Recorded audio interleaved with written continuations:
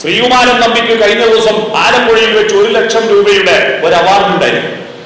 1 ലക്ഷം രൂപയുടെ അവാർഡ്. ആ അവാർഡ് കൊടുക്കുന്ന പരിപാടിയിൽ ശ്രീകുമാരൻ നമ്പിയുടെ പാട്ടുകളുടെ ദാർശനിക സൗന്ദര്യം എന്ന വിഷയത്തെക്കുറിച്ച് സംസാരിക്കാൻ എന്നെ ക്ഷണിച്ചു. ഭാഗ്യത്തിനോ നിർഭാഗ്യത്തിനോ അവാർഡ് കൊടുക്കേണ്ട MLA വന്നത് 1.5 മണിക്കൂർ ലേറ്റായി. അതുകൊണ്ട് എന്റെ പ്രസംഗം ആദ്യം വെച്ചു.